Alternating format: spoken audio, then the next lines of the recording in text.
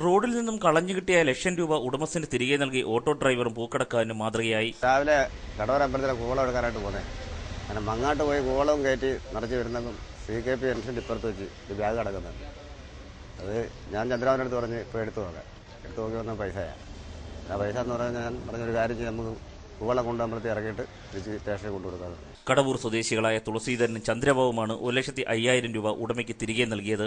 വ്യാഴാഴ്ച രാവിലെ കടവൂർ ക്ഷേത്രത്തിലേക്ക് പൂക്കൾ വാങ്ങി തിരികെ വരുമ്പോഴാണ് CKP ജംഗ്ഷന് സമീപം റോഡിൽ ബാഗ് കിടക്കുന്നത് കണ്ടത്. ഓട്ടോ നിർത്തി ഇരുവരും ബാഗ് എടുത്ത് പരിശോധിച്ചപ്പോൾ നോട്ടുകെട്ടുകൾ കണ്ടു. ഉടൻ തന്നെ അഞ്ചാലുമൂട് പോലീസ് സ്റ്റേഷനിലെത്തി വിവരം അറിയിച്ചു. പൈസ നഷ്ടപ്പെട്ട പ്രാക്കുളം സ്വദേശി സുരേഷ് പരാതി നൽകാൻ സ്റ്റേഷനിലുണ്ടായിരുന്നു. SI വിനോദ് ചന്ദ്രൻ പണമടങ്ങിയ ബാഗ് ഉടമസ്ഥന് കൈമാറി.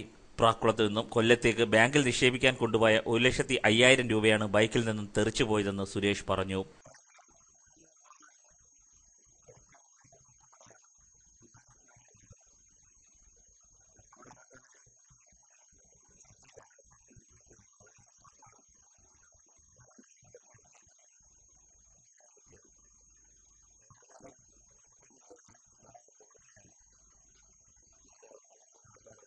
കൊല്ലത്ത് മെഡിക്കൽ സ്റ്റോർ നടത്തുകയാണ് സുരേഷ്.